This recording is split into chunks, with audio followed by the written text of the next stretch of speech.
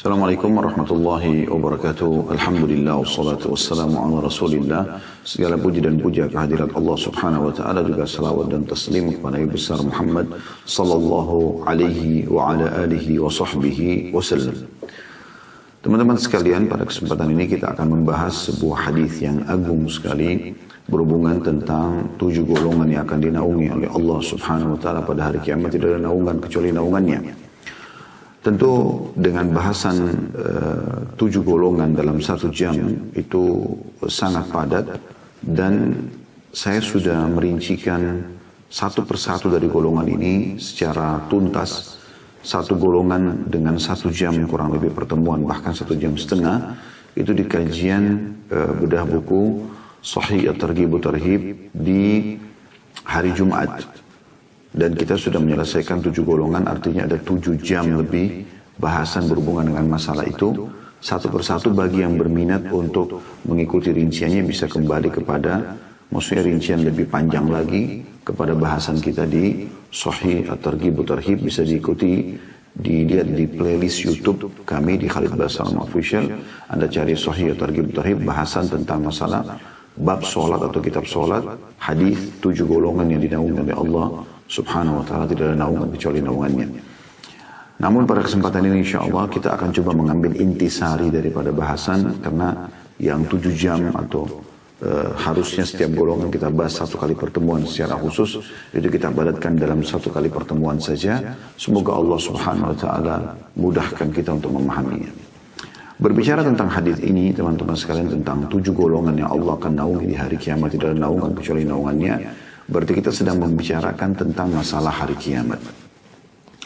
Salah satu rukun iman kita sebagai seorang muslim adalah terjadinya hari kiamat. Dan itu satu paket.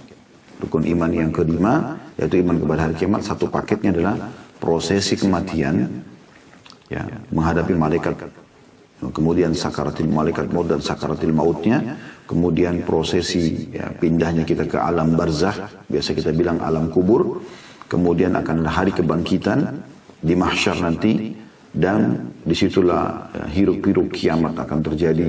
Bagaimana manusia di depan matanya melihat ada surga dan ada neraka, dan bagaimana ketakutannya orang-orang yang akan menuju ke neraka karena apa yang selama ini mereka dengar, mereka saksikan dengan mata kepala mereka sendiri.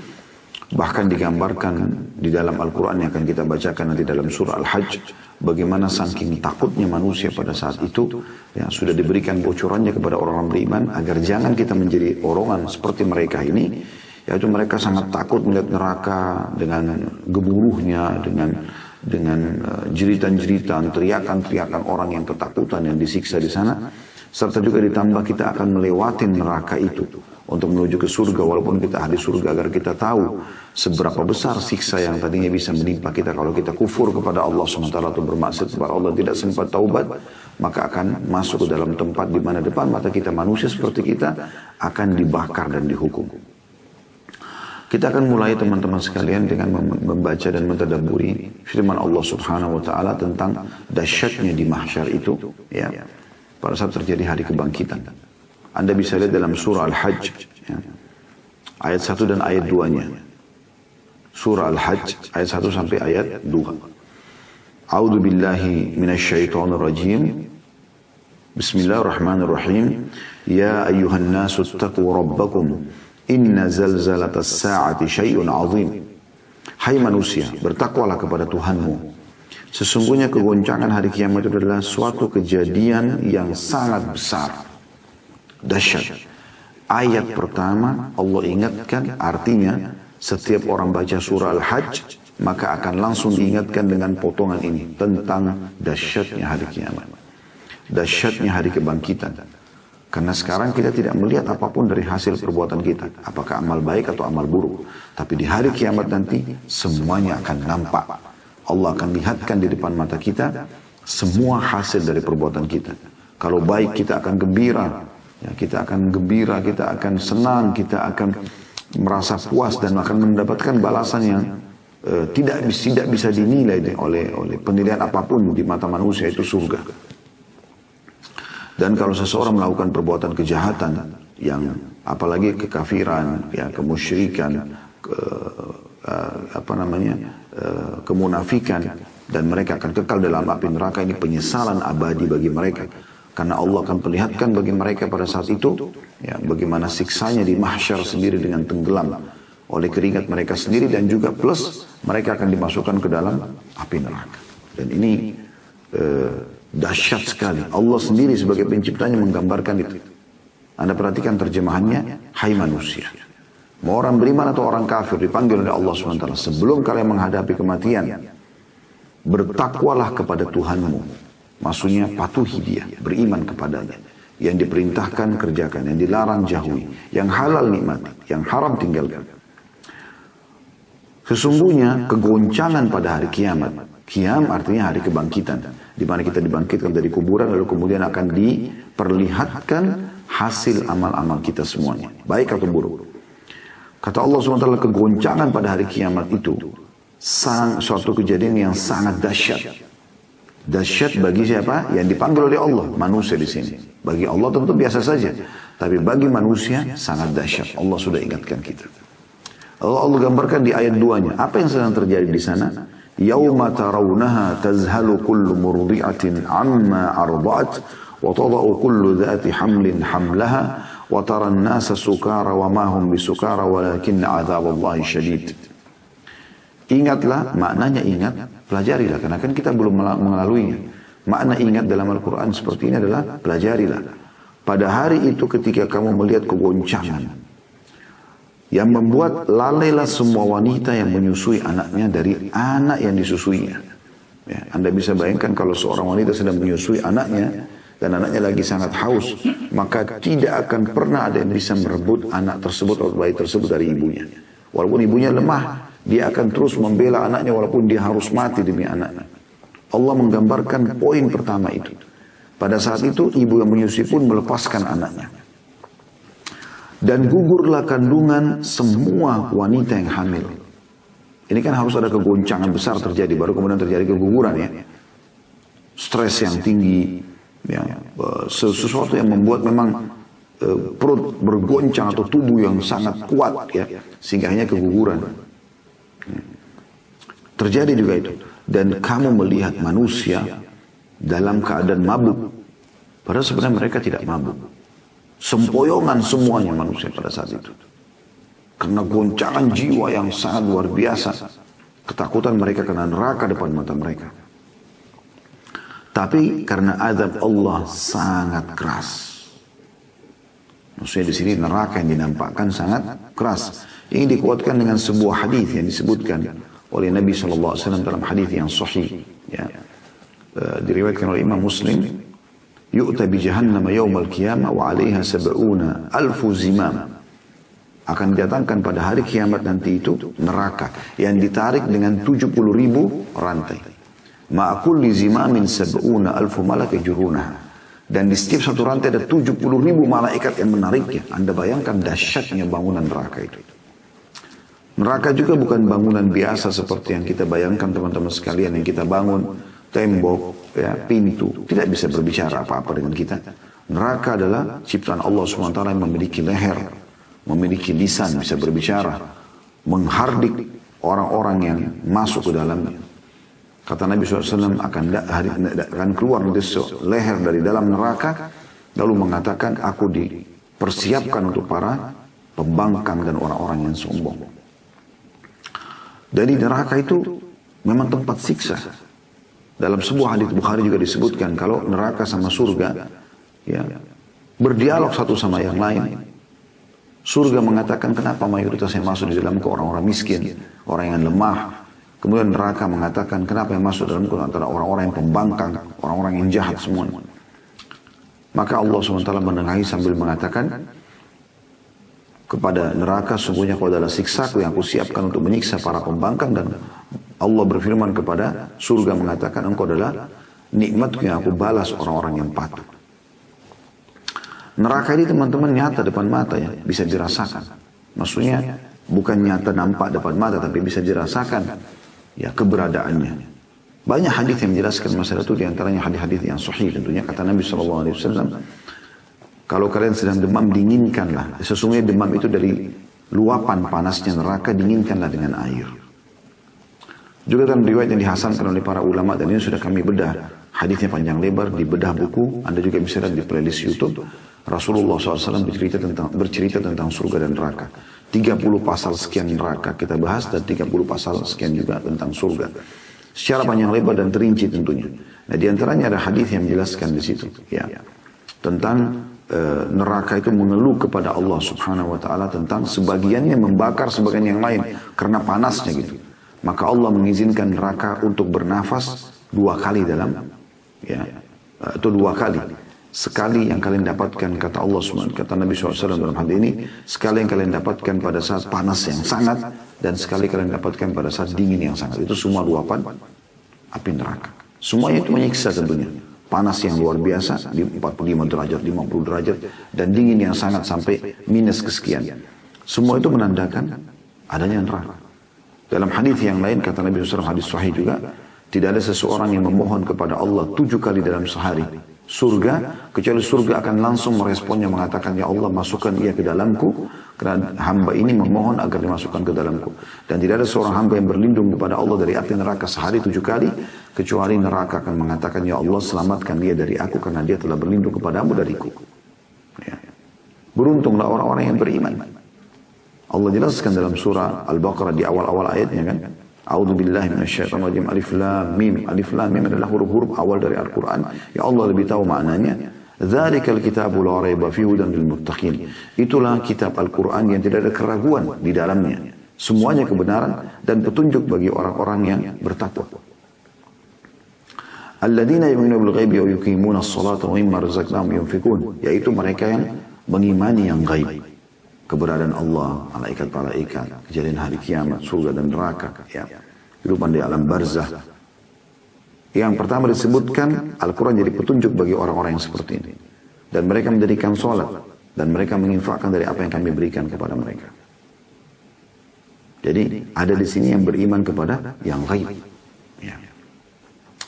Nah teman-teman sekalian, kita mau tidak mau akan dibangkitkan nanti. Banyak sekali dalil yang menyebutkan juga masalah itu. Seperti misalnya hadis Nabi SAW yang sahih, ya ayuhan nas, innakum tuhsyaruna ila Allah hufatan uratan burla. Wahai sekalian manusia, kalian pasti akan, ya, dibangkitkan menghadap kepada Allah, ya, di hari kiamat dalam keadaan tidak beralas kaki, telanjang tubuh dan tidak dikhitan. Dan pada saat itu tentu akan diberikan pakaian setelah itu, ya, karena Nabi SAW mengatakan dalam hadis yang lain, orang yang pertama diberikan pakaian adalah Ibrahim alaihissalam. Dan dalam beberapa hadis yang lain, Allah akan memberikan pakaian orang-orang beriman, pakaian-pakaian yang bercahaya, dan Allah akan memberikan pakaian orang-orang yang kafir yang membangkang dengan pakaian-pakaian dari ter yang panas, gitu kan, sehingga terpisahkanlah dan terbedakan antara orang kafir dan orang beriman. Tapi gemuruh hari kiamat ini cukup panjang kalau kita ingin bahas. Saya ingin jelaskan langsung ke poin masalah hadis karena kita belum masuk ke hadisnya. Ya, bahwasanya pada saat itu nanti pada saat kita dibangkitkan, kita masing-masing akan berdiri di belakang nabi kita. Misalnya setiap nabi akan ada pengikutnya di belakangnya, gitu kan? Baik yang beriman ataupun yang kafir. Dan pada saat itu orang-orang akan merasa yang hadir pada saat itu kepanasan yang luar biasa. Karena banyak riwayat yang menjelaskan kalau matahari itu akan mendekat kepada manusia. Seperti hadis yang sahih yang berbunyi kata Nabi SAW, Tudna syamsu yawmal qiyamati minal khalqi hatta takuna minhum kamigdari mil. Pada hari kiamat nanti matahari akan didekatkan oleh Allah kepada seluruh manusia hingga sejarak 1 mil. Ya. Ada riwayat lain, seorang perawi hadis dari sahabat mengatakan, saya tidak tahu 1 mil ini apakah jarak, ya, jarak perjalanan, ya, atau memang mil yang dimaksud adalah orang Arab itu biasa kalau ingin menggunakan celak mata, ada kayu atau sekarang mungkin bahannya sudah dari plastik misalnya, yang biasa atau dari besi, ya, biasanya dimasukkan ke dalam celak mata kemudian dioleskan ke mata. Nah, pas pada saat mau oleskan ke mata ini dikatakan oleh orang Arab ini mil, pendekatan mil. Apakah matahari itu dekatnya 1 mil, itu pun sudah sangat panas. Sekarang saja sudah jutaan kilometer jaraknya, sudah luar biasa, kita bisa rasakan panasnya. Bagaimana kalau dekat seperti itu? Dan ada juga mengatakan lebih dekat, bahkan seperti dekatnya mata. Ya. Sehingga semua manusia akan mengeluarkan keringat pada saat itu.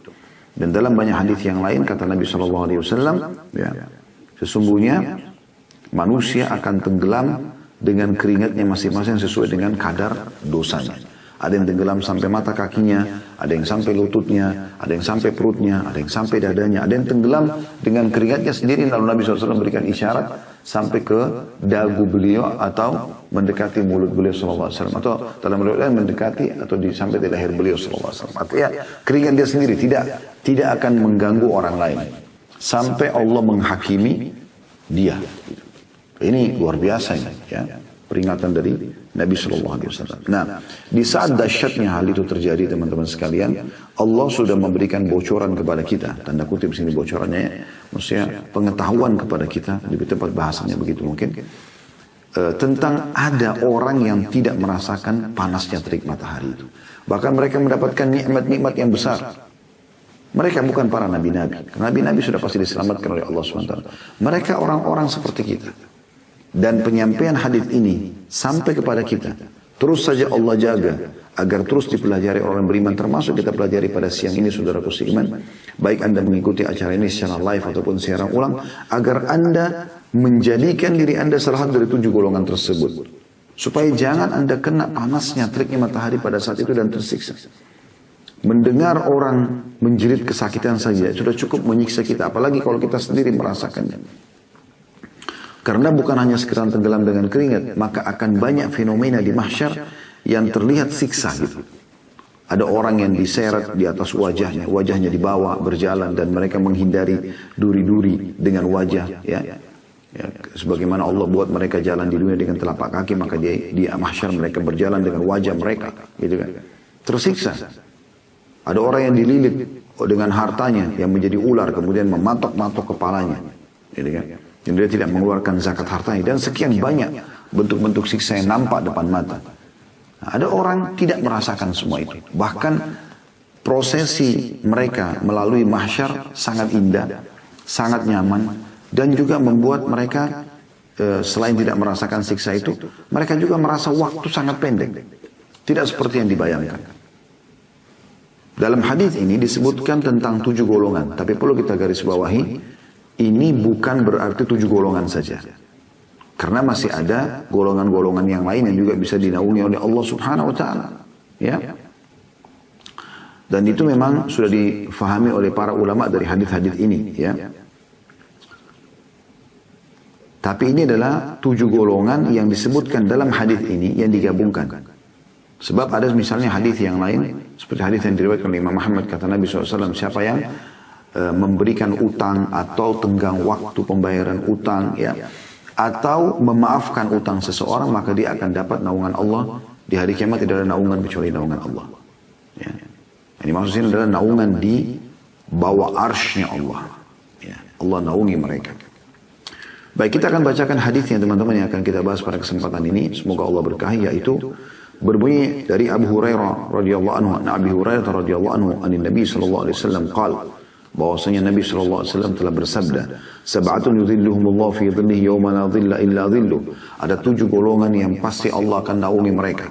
Sementara manusia lagi hiruk-piruknya kiamat, sudah kita gambarkan sebagian kecilnya tadi, ya, dari surah Al-Hajj dan beberapa riwayat yang kita gambarkan tadi atau sampaikan, ya. Tapi ada 7 golongan yang Allah akan naungi, tidak kena semua itu hiruk-piruknya, di bawah naungannya Allah. Maksudnya di bawah arsy-Nya Allah Subhanahu wa taala, ya.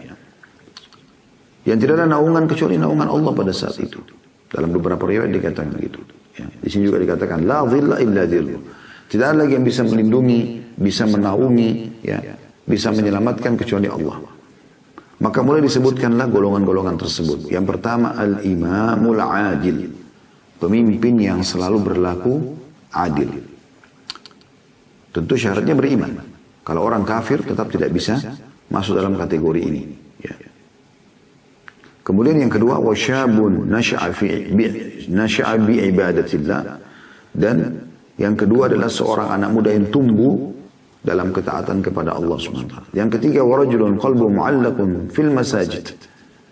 Yang ketiga adalah laki-laki yang terus hatinya terpaut dengan masjid. Yang keempat, warajulani tahabba fillahi ijtama'a alaihi wa tafarraqa alaihi. 2 orang laki-laki yang saling mencintai karena Allah, mereka berkumpul karenanya, bersahabat karenanya, dan berpisah juga karena Allah. Nanti akan kita jelaskan semua itu insyaAllah. Yang kelima, warajulun da'athum ra'atun dhatu mansibin wa jamal faqala inni akhafullah. Yang kelima, seorang laki-laki yang dipanggil oleh wanita yang memiliki dua ciri khas. Dhatu mansib, punya kedudukan, wa jamal. Ya, kedudukan ini masuk dalamnya ya, anak terhormat, kekayaan dan segala macam, dan kecantikan. Dua hal ini berkumpul padanya. Lalu dia mengatakan, saya takut kepada Allah. Yang keenam, rajulun tasaddaqa bi shadaqatin fa akhfaha la ta'lamu shimalu ma tunfiqu yaminu. Seseorang laki-laki yang berinfak ya, dengan tangan kanannya sampai-sampai tangan kirinya tidak tahu apa yang dikeluarkan oleh tangan kanannya. Dan yang ketujuh, yang terakhir, rajulun dzakarallaha khalian fa fadat 'ainah. Seseorang laki-laki yang mengingat Allah sendirian ya, kemudian kedua matanya meneteskan air mata. Dan hadis ini adalah hadis yang sahih, diriwayatkan Bukhari, Muslim, Ahmad, Tirmidzi, An-Nasa'i, Ibnu Khuzaimah, Al-Baihaqi, semua meriwayatkan hadis ini tentunya. Baik, hadis ini teman-teman, kita langsung masuk ke penjelasan tentang masalah hadis ini karena melihat waktu ya. Golongan pertama yang Allah muliakan pada saat itu adalah Al-Imamul Adil. Pemimpin yang adil. Adil di sini ya, memiliki makna yang luas. Tapi kalau kita mengambil makna khususnya adalah dia berlaku adil, memberikan hak masyarakatnya. Tapi ingat sebagaimana saya katakan tadi, tentu syaratnya juga dia beriman kepada Allah Subhanahu wa taala. Dia beriman kepada Allah Subhanahu wa taala. Karena orang kafir tidak masuk dalam kategori ini. Ya. Itulah yang Allah sebutkan dalam surah Al-Bayyinah, A'udzu billahi minasyaitonir rajim, innal ladzina kafaru min ahli kitabi wal musyrikina fi nari jahannam khalidina fiha. Ya. Sesungguhnya telah kafir golongan ahli kitab dari Yahudi dan Nasrani dan orang-orang musyrik, dan mereka akan kekal dalam api neraka ya, selama mereka meninggal dalam keadaan kekufuran itu.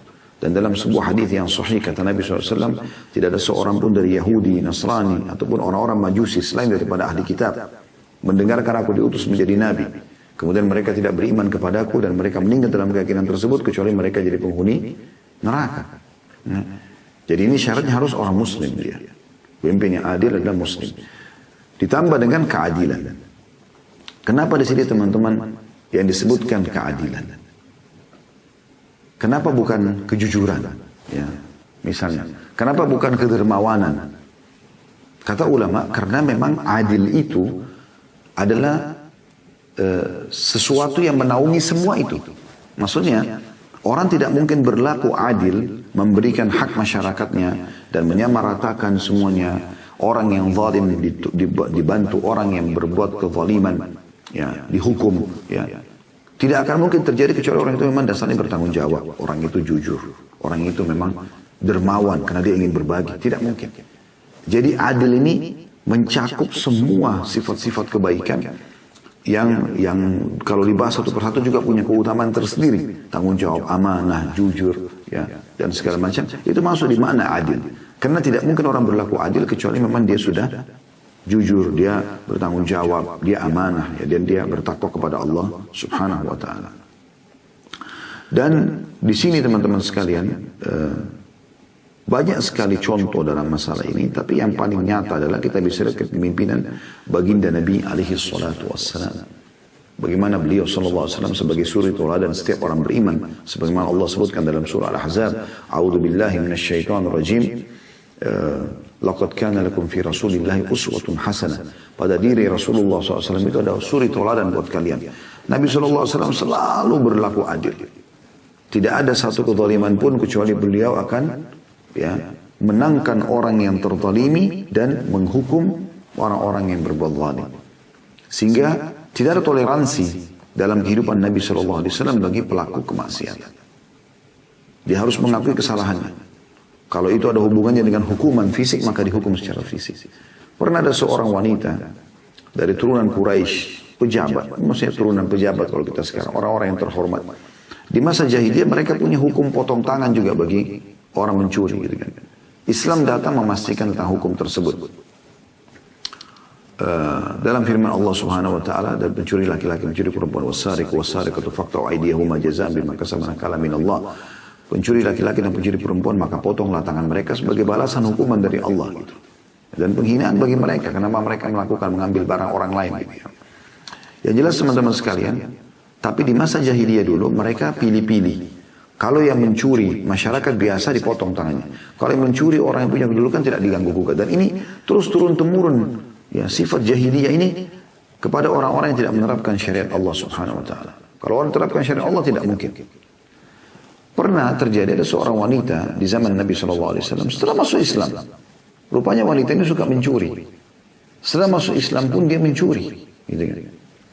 Namun orang-orang sahabat, mereka masih baru masuk Islam dan mereka berkata satu sama yang lain, bagaimana nih, dihukum gak ya? Siapa kira-kira yang bisa menemui Nabi SAW dan menyampaikan tentang masalah ini agar jangan wanita ini dihukum gitu. Seperti tradisi orang-orang jahiliyah karena dia punya kedudukan kan. Maka mereka fikir satu sama lain sampai menemukan seorang sahabat namanya Usama bin Zaid radhiyallahu anhu. Usama ini adalah anak Zaid. Zaid bin Haritha anak angkat Nabi SAW dan dikenal dengan Hibbin Nabi SAW. Kekasih Nabi SAW. Dan ini juga Usama dikenal ya, Ibnu Hibbin Nabi SAW. Anak kekasih Nabi SAW. Nabi sangat sayang dengan Usama.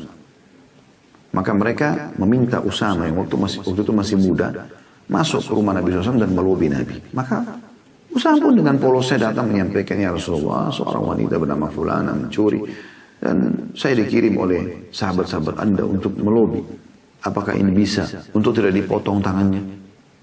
Maka Nabi SAW mengatakan kepada Usama kalimat yang jelas. Ini menunjukkan tentang keadilan seorang pemimpin. Atashyu fi haddi min hududillah ya Usama. Apakah kau menolong, membela orang dalam pelanggaran yang harus kena hukuman dari hukuman-hukuman Allah, hai Usama? Maka beliau mengatakan, demi zat yang jiwa Muhammad dalam genggamannya, kalau seandainya Fatimah binti Muhammad, anakku sendiri, Nabi SAW mengatakan itu. Dan di antara anak-anak perempuan Nabi SAW, Ruqayyah, Ummu Kalthum, Zainab, dan Fatimah yang paling Nabi SAW cintai. Radhiyallahu anhum ajma'in.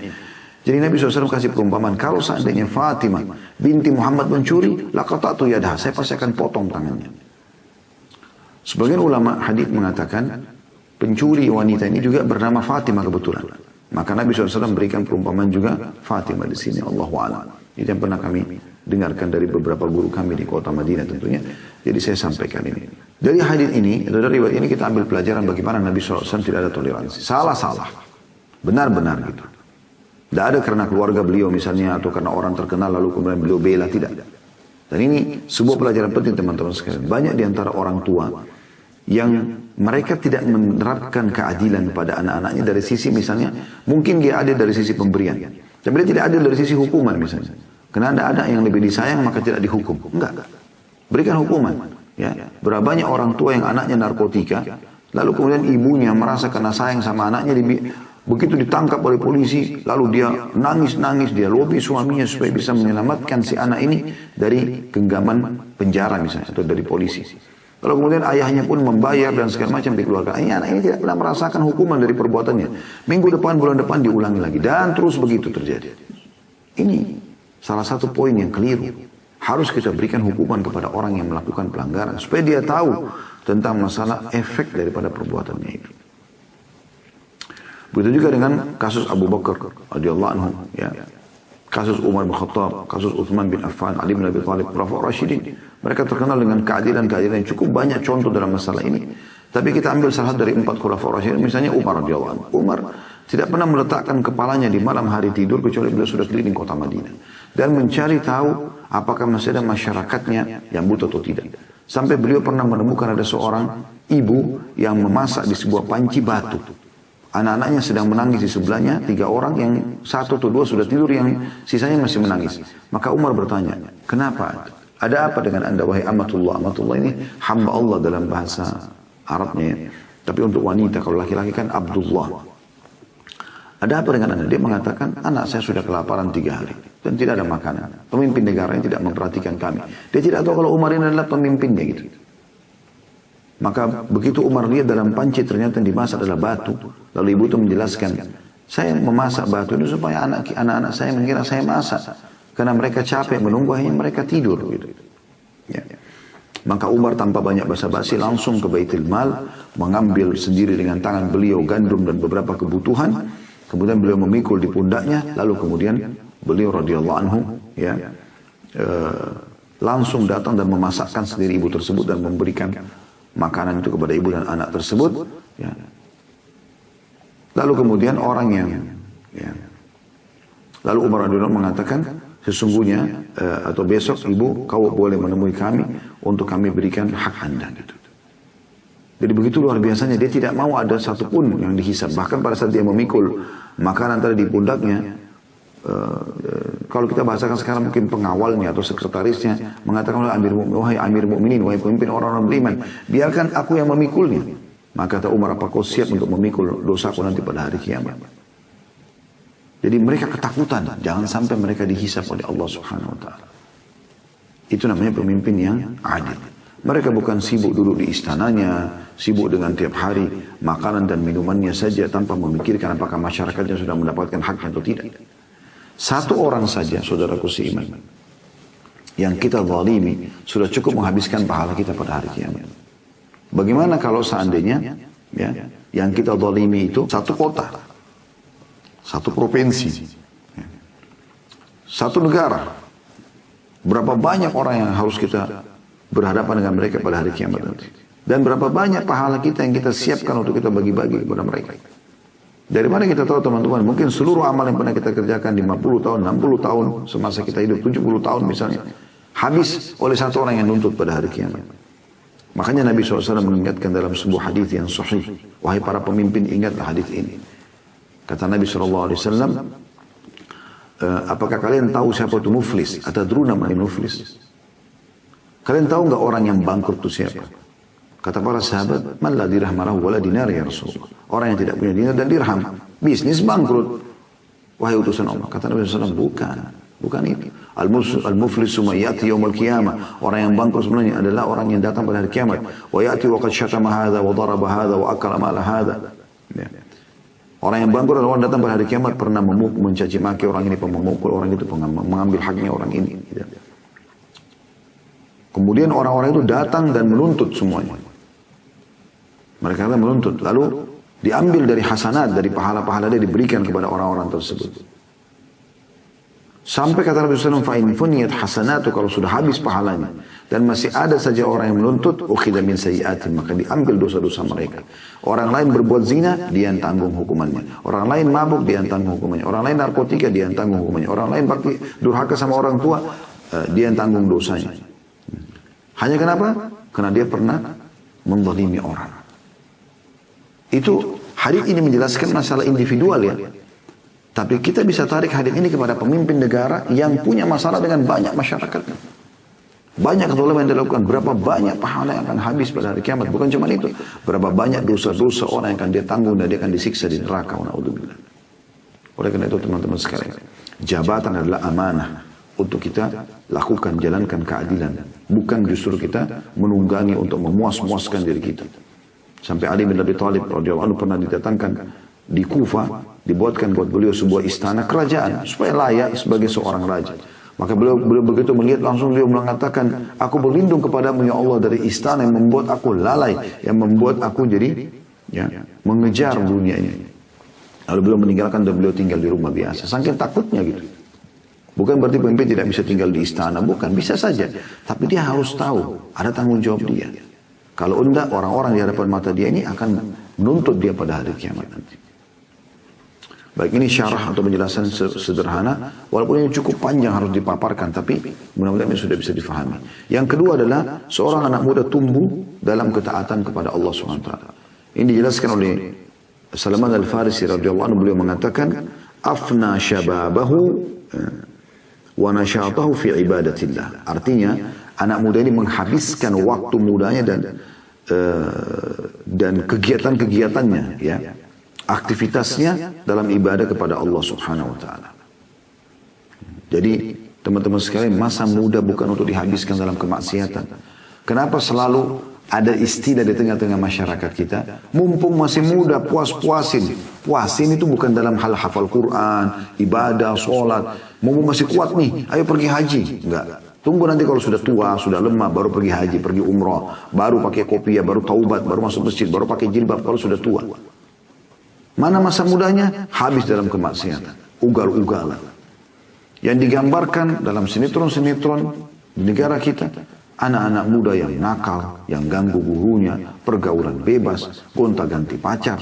Subhanallah, gitu. Kenapa semua ini?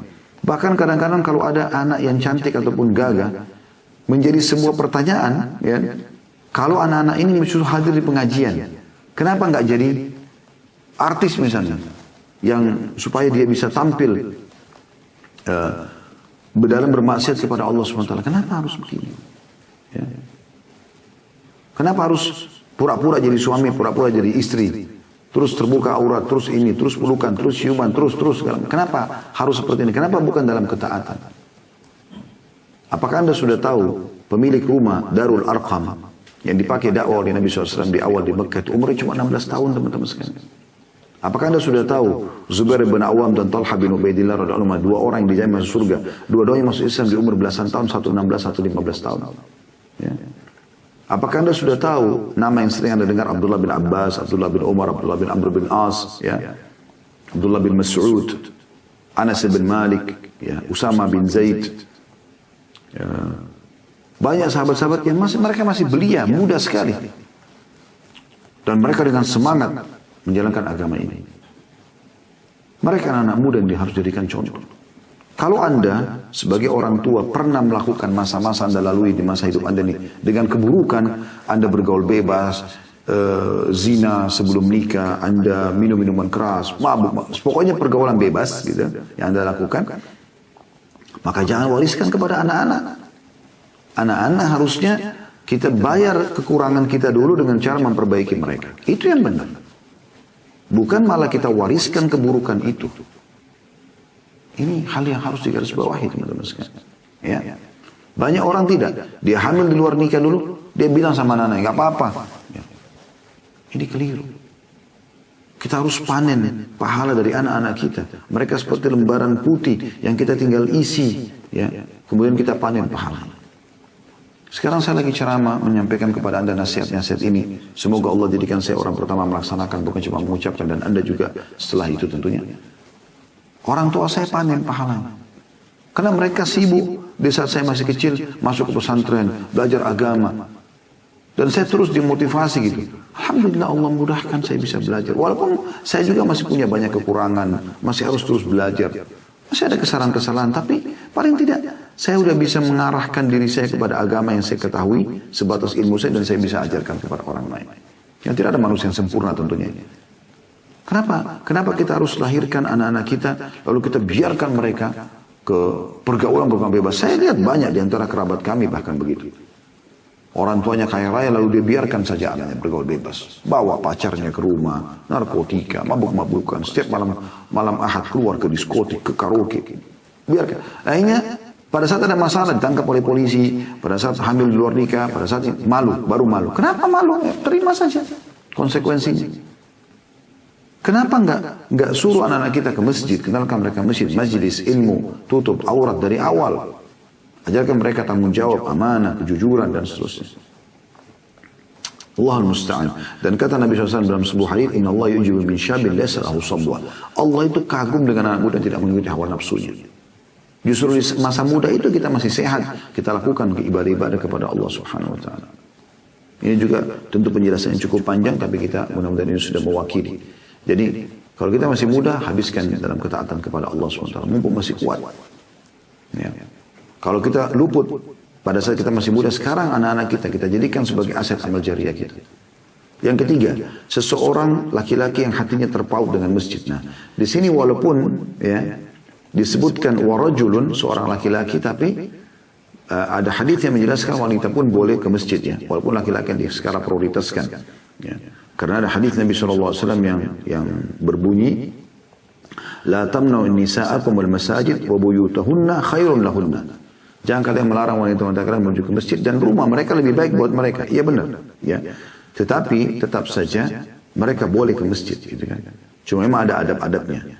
Di sini ya, laki-laki lebih difokuskan karena memang mereka ditekankan sekali untuk ke masjid. Dan ini banyak sekali keutamaan, banyak sekali keutamaan. Sayang sekali mereka sia-siakan itu. Ya. Dalam riwayat Tirmidzi dijelaskan, warajulun kana qalbuhu mu'allaqan bil masjid idza kharaja minhu hatta ya'udu ilaih. Seorang laki-laki yang hatinya terpaut dengan masjid apabila ia keluar dari masjid hingga ia kembali lagi padanya. Selalu gelisah dari pulang sholat duhur, sebentar asar nih. Tidak mau luput sholat asar di masjid. Keluar dari sholat asar aktivitas, gelisah hatinya. Jangan sampai luput maghrib. Sebelum maghrib, atau pas mau maghrib dia sudah siap-siap, langsung dia sudah di masjid. Setiap sholat seperti itu. Hatinya terpaut dengan masjid. Dan di saat dia tidak ada kegiatan lain, maka dia duduk di masjid. Dia menunggu. Ini terlalu banyak keutamaannya. Terlalu banyak keutamaannya, teman-teman sekalian. Ya. Di antara keutamaan yang perlu kita garis bawahi dalam masalah ini adalah, tentu ini cuma berbagi saja sebagian ya. Masih banyak yang lainnya gitu. Ya. Seperti misalnya hadis Nabi SAW, salat seseorang berjamaah di masjid ini lebih utama salat daripada salat di rumahnya, dan pasarnya 25 derajat. Ya. Karena jika seseorang itu berwudu dan menyempurnakan wudu, saya langsung terjemahkan menghemat waktu ya. Memperbagus wudunya, kemudian ia mendatangi masjid dengan tujuan hanyalah untuk sholat, maka kakinya melangkah. Itu yang satu mengangkat derajatnya dan yang satu menghapuskan dosa sampai ia masuk ke dalam masjid. Jika ia masuk masjid, maka ia berada dalam sholat selama sholat itu yang menahannya. Artinya dari awal dalam sebuah riwayat yang dikatakan, seseorang itu kalau keluar ingin ke masjid, dari pertama dia keluar dari rumahnya sampai dia balik lagi, terhitung dia seperti mengerjakan sholat. Dan para malaikat akan terus mendoakan seseorang di antara kalian selama ia berada di tempat ia sholat di masjidnya. Para malaikat akan mengatakan, ya Allah rahmati dia, ya Allah ampuni dia, ya Allah terima taubatnya. Hal itu terus berlaku ya, selama ia tidak menyakiti orang lain dengan perkataan dan perbuatannya, dan selama tidak berhadath ketika sholat, maksudnya tidak membatalkan wudunya. Hadis riwayat Bukhari Muslim. Ya. Ini hadis mulia sekali. Ada hadis yang selalu menyentuh saya dan menjadi motivasi untuk ke masjid, teman-teman sekalian. Bagi yang masih malas ke masjid, perhatikan hadisnya ini. Ya. Hadis riwayat Abu Dawud dan hadis riwayat Ahmad dan hadis sahih. Kata Nabi SAW, man kharaja min baitihi mutatahhiran ila salatin maktubah. Ya. Siapa yang keluar dari rumahnya menuju ke masjid dalam keadaan suci, sudah wudhu di rumahnya, untuk mengerjakan sholat wajib, subuh, duhur, asar, maghrib, isya, termasuk Jumat kalau hari Jumat ya. Fa'ajru kahajril hajil muhrim. Maka dia dapat pahala haji orang yang sedang berihram. Satu hari 5 kali bisa dapat pahala haji dengan ke masjid. Kenapa teman-teman tidak ke masjid? Anda bukan hidup di sebuah negara yang masjidnya susah. Ya, saya datangi beberapa negara-negara non-muslim yang kami diundang berdakwah di sana. Susah. Mau ke masjid butuh waktu 15-10 menit dengan kendaraan baru bisa sampai ke sebuah masjid. Kalaupun dapat, ada satu musola kecil yang tidak terdengar azan, parkirannya susah. Di Indonesia, Masya Allah, Tabarakallah, hampir setiap sudut kita bisa temukan. Ya, di kota-kota yang mayoritas muslim, hampir setiap sudut, apalagi kayak di Jakarta, hampir setiap gang ada musola. Saya tidak pernah temukan kendala untuk sholat, Masya Allah, di Jakarta. Begitu di waktu sholat tinggal tanya, Pak ada masjidnya? Oh ada di dalam gang sana, lewat kanan, lewat kiri. Kita udah langsung bisa dapatkan. Bahkan banyak di beberapa instansi disiapkan musola. Ya. Mudah sekali, tapi kenapa orang tidak mau? Hanya pergi sholat sebentar, 10 menit. Dapat pahala haji, berapa biayanya? Haji. Apakah Anda sudah tahu pahalanya orang pergi haji? Di antaranya hadis kata Nabi sampai haji, tidak rafath, tidak mengucapkan kalimat maksiat. Tidak fusuk, berbuat kriminal. Maka raja'a kayuma waladathu ummu. Dia akan pulang seperti baru dilahirkan oleh ibunya dari dosa-dosa. Nggak ada dosanya lagi, bersih. Itu Anda dapatkan sehari 5 kali pahala haji dan pembersihan dosanya sekaligus. Itu luar biasa. Ini hadis luar biasa. Wa man kharaja ila tasbihid duha la yunsibuhu illa iyyahu fa ajruhu ka ajril mu'tamir. Dan siapa yang keluar mau sholat duha, menuju ke masjid tapi sholat duha. Di waktu duha, Anda pada saat mau pergi kerja segala macam, Anda mampir di masjid sebentar, Anda sholat duha. Maka pahalanya sama dengan pahala orang yang berumrah berihram. Itu luar biasa gitu. Ada pernah seorang laki-laki di zaman Nabi SAW, dan hadis ini disampaikan oleh Ubay bin Ka'ab radhiyallahu anhu. Beliau mengatakan, "Kana rajulun la a'lamu rajulan ab'ada minal masjid minhu." Saya pernah menemui seseorang, maksudnya di zaman Nabi SAW, waktu beliau masih hidup. Saya dapatkan ada seseorang yang saya tidak tahu ada orang lebih jauh rumahnya dari masjid dari orang ini. Wa kana la tukhti'us shalah, dan tidak pernah dia luput salat 5 waktu. Selalu tiba on time di masjid. Qala fakira lahu aw qultu law ishtaraita himaran tarkabuhu fi dhalma'i wa ramda. Kalau aku berkata kepada yang kata Ubay, kalau seandainya engkau membeli seekor keledai yang kau bisa gunakan di masa panas dan dingin, memudahkan kamu untuk di masa teriknya siang hari dan juga di gelapnya ke malam hari, memudahkan kamu untuk ke masjid. Qala ma yasuruni anna manzili ila jambil masjid. Ya. Aku sengaja, kata dia, orang itu tidak mau rumahku dekat masjid. Loh, kok bisa? Dijelaskan sama dia. Ya. Inni uridu an yuktaba li man syaya ila masjid wa ruju'i idza raja'tu ila ahli. Karena aku pengen sekali dicatat semua pahala ini setiap langkahku ke masjid walaupun jaraknya jauh, pada saat pergi dan pada saat pulang. Ya. Faqala Rasulullah sallallahu alaihi wasallam, waktu sampai kepada Nabi SAW, Nabi mengatakan, qad jama'allahu laka dzalika kulli. Allah telah menggabungkan untukmu semua itu. Ya. Sampai Imam Nawawi mengatakan dalam syarah Sahih Muslim, fihi itsbatu tsawab fil khuta fil ruju'i min as-salati kama yathbutu fil dhahab. Dari hadis ini jelas sekali bahwasanya akan ada pahala dari setiap langkah pada saat pulang ke rumah sebagaimana dicatatkan pahala pada saat setiap kali pergi. Ya. Itu keutamanya besar sekali dan cukup banyak hal yang berhubungan dengan masalah ini. Ya. Kemudian golongan yang keempat, teman-teman sekalian, yaitu seseorang atau 2 orang laki-laki yang saling mencintai karena Allah, berkumpul dan berpisah karenanya. Di sini juga digunakan kalimat warajulan dan 2 laki-laki. Ya. Ini berarti lafadznya umum, tapi boleh masuk ke masalah khususnya, maksudnya dia khusus tapi bisa masuk kepada umumnya. Misalnya khususnya kan 2 orang laki-laki, tapi apakah ini masuk dalamnya kalau 2 wanita juga saling mencintai karena Allah? Jawabannya iya, masuk secara umum juga, gitu kan. Walaupun disebutkan sini laki-laki. Ya. Dan Imam Nawawi rahimahullah masukkan hadis ini dalam bab keutamaan cinta karena Allah Subhanahu wa taala. Kata Ibnu Hajar rahimahullah, disebutkan dengan 2 orang yang saling mencintai di jalan Allah di mana ia berpisah dan berkumpul karenanya, yaitu apabila keduanya saling mencintai karena Allah, karena suka agama temannya ini bagus, ya, bukan karena yang lainnya. Dan cinta agama ini tidak putus karena dunia, baik dia berkumpul secara hakiki atau tidak, sampai kematian memisahkan keduanya. Ya. Dan ini jelas sekali tujuannya. Jadi yang dimaksud di sini, teman-teman sekalian, bagaimana seorang laki-laki di antara kita mencari laki-laki yang lain, sesama jenis ya, laki-laki yang lain yang kita anggap lebih soleh dari kita, lalu kita menjadikan dia sebagai sahabat kita, dan sunnahnya kita mengatakan kepadanya, inni uhibbuka fillah, saya mencintaimu karena Allah. Kenapa ada seorang sahabat, ya, dia melihat seseorang ibadahnya bagus sekali, gitu kan, kemudian dia mengatakan, ya Rasulullah, saya cinta sama orang ini. Kata Nabi SAW, kejar dan ucapkan depan matanya. Lalu kemudian, kalau kita ucapkan ini uhibbuka fillah, sunnah, atau kalau ada mengucapkan kepada kita, sunnahnya kita jawab. Kita mengatakan, ahabbaka alladhi ahbabtani fi. Mudah-mudahan Allah mencintaimu yang telah mencintaiku karenanya. Atau karena kau mencintaiku karenanya.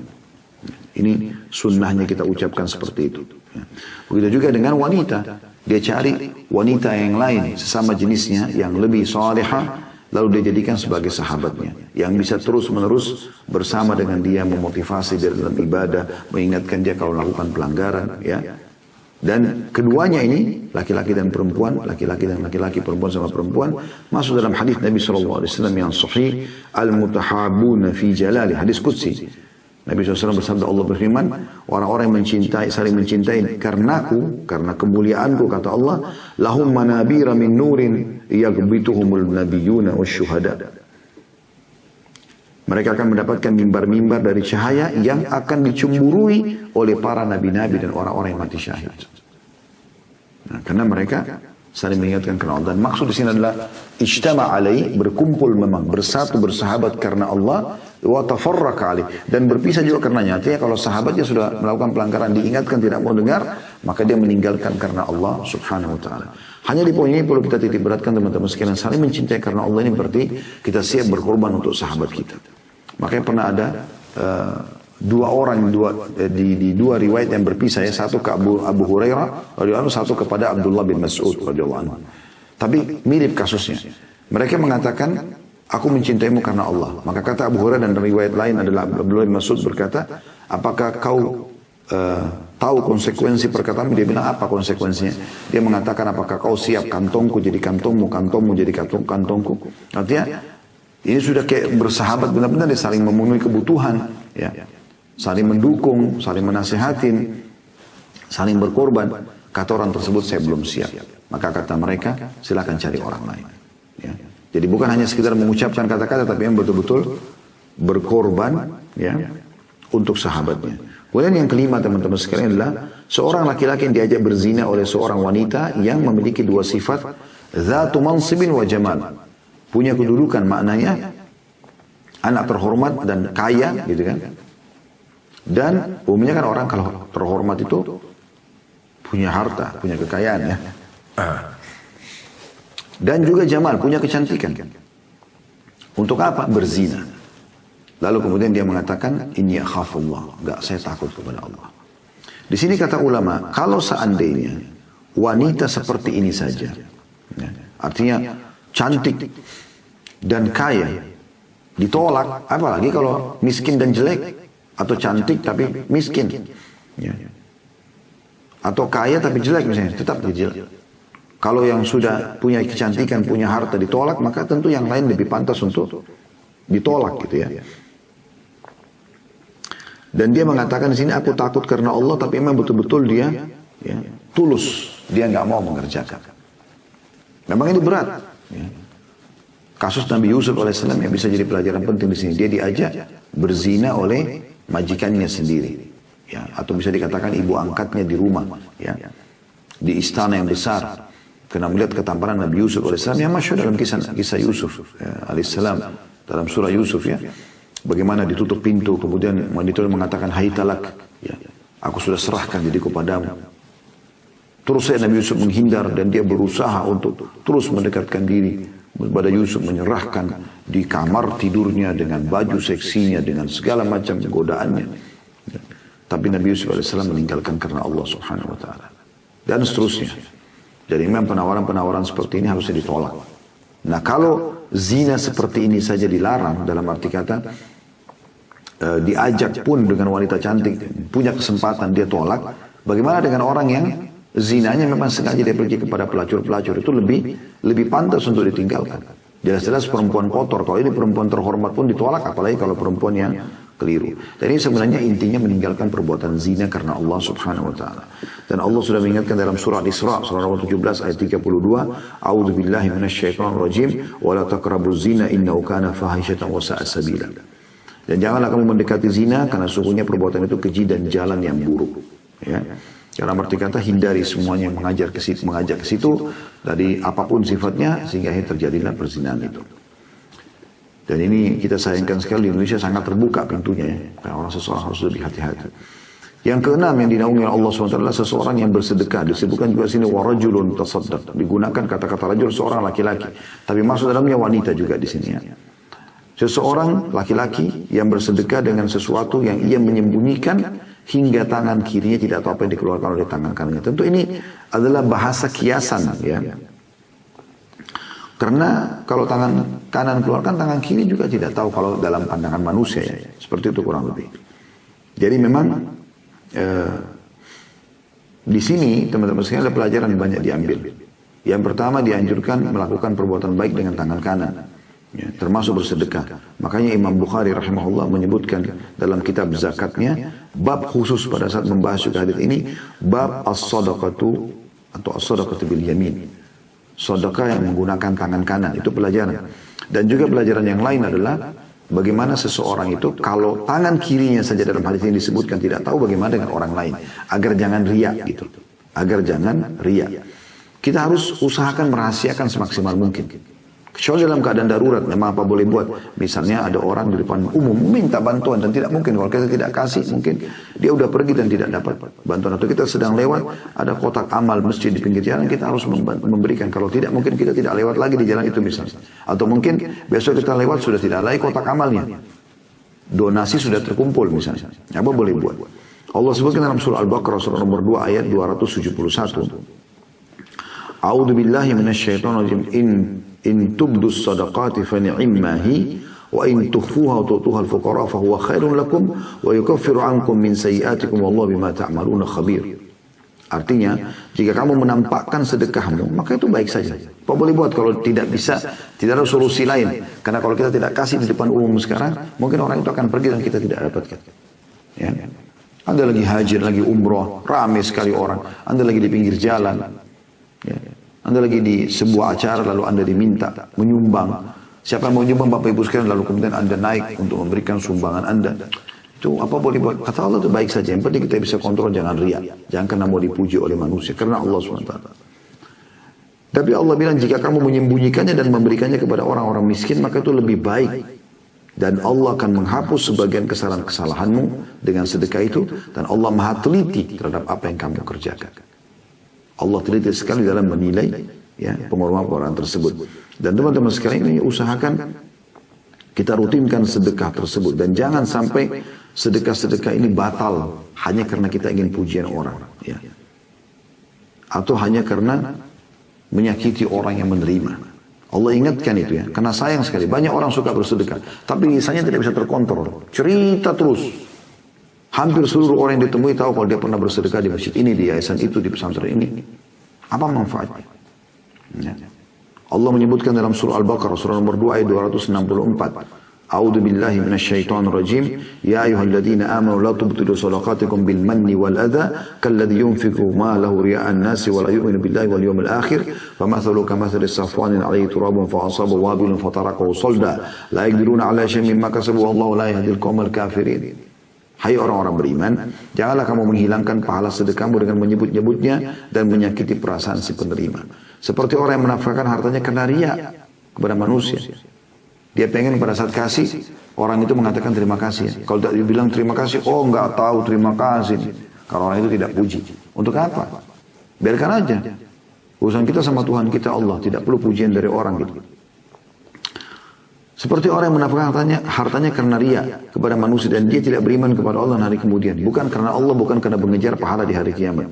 Maka perumpamaan orang itu yang karena riya, pamer-pamer, hanya karena mau dipuji oleh orang. Seperti batu yang licin, di atasnya ada tanah. Diibaratkan tanah itu adalah sedekahnya dia. Batu yang licin gitu. Ya. Ditaruh. Sehingga tanah itu ya, bisa jadi... ya. Bisa kena licinnya, tanah itu bisa berceceran, jatuh gitu. Ditambah lagi karena dia cerita sama orang, kemudian batu itu ditimpa hujan lebat. Ceritanya dia ini adalah hujan lebat. Lalu menjadi bersih dan dia tanpa bertanah. Mereka tidak menguasai sesuatu pun dari apa yang mereka usahakan. Dan Allah memberi petunjuk kepada orang-orang yang Allah tidak memberi petunjuk kepada orang-orang yang kafir. Intinya sedekah teman-teman sekalian. Dan kejar hadis Nabi SAW yang berbunyi dalam hadis Bukhari. Setiap pagi Allah turunkan 2 malaikat. Setiap hari. Yang satu mengatakan, ya Allah lapangkan rezeki orang yang bersedekah. Yang satu mengatakan, ya hancurkan, binasakan orang yang bakhil. Kata Ibnu Hajar rahimahullah pada saat menjelaskan hadis ini. Jadi maksud dengan hancurkanlah diri orang itu dan juga hartanya. Sedekah adalah kunci kebaikan jiwa seseorang. Kapan dia suka bersedekah berarti jiwanya sudah baik. Sudah bersih, suci. Karena dia dengan bersedekah itu teman-teman berarti hatinya memang baik. Mau berbagi dengan orang. Yang terakhir teman-teman golongan adalah warajulun dzakarallaha khairan fafadat ainah. Seseorang laki-laki, di sini masuk juga maknanya perempuan tentunya ya. Yang mengingat Allah sendirian kemudian dia meneteskan air mata. Ini keutamaan menangis karena Allah Subhanahu wa taala. Ya. Karena dia rindu dengan surga. Dia takut dengan neraka, dia mengenang dosa-dosanya, dia merasa malu dengan Allah misalnya, maka dia lalu meneteskan air mata. Atau ada luput masa-masa lalunya dari amal-amal soleh dan dia sesali, Semua itu karena Allah SWT. Menangisnya karena itu. Maka Nabi SAW sebutkan dalam sebuah hadis yang lain menguatkan ini, ainani la tamassuhuman nar. Dua mata yang tidak akan pernah disentuh oleh api neraka. Mata yang pertama, ainun bakat min khasyatillah. Mata yang meneteskan air mata karena takut kepada Allah, karena tunduk kepada Allah, mengingat kebesaran Allah, ya. Merasa rindu dengan Allah, merasa cinta dengan Allah, merindukan janji-janji Allah dari surga dan balasan kebaikan di hari kiamat nanti. Takut dari siksa Allah SWT, takut dari neraka yang Allah jadikan sebagai ancaman, ya. Karena Allah jadikan ancaman maka dia takut, gitu kan. Yang kedua, wa'ainun batat tahrusu fi sabilillah. Mata yang begadang karena menjaga perbatasan peperangan, ya. Sehingga dia bisa, ya, terlindungi atau bisa melindungi kaum muslimin dari gangguan orang-orang tentunya. Intinya teman-teman sekalian, menangis ini tentu bukan dibuat-buat, tapi menangisnya karena Allah SWT. Dan ingat tadi sudah kita jelaskan firman Allah SWT, Allah itu maha teliti terhadap apa yang kalian lakukan. Allah maha tahu siapa yang ikhlas, siapa yang tidak ikhlas, gitu. Ya. Anda tiba-tiba menangis karena Anda ternyuh dengan merenungi sebuah kisah hadis, kisah sahabat, kisah orang saleh tentang surga, tentang neraka, maka itu karena Allah SWT. Dan umumnya ini orang kalau ikhlas karena Allah pasti dia tidak akan pamer, ya. Dia menangis tapi seperti itu, dia berusaha maksimal untuk menyembunyikan, ya.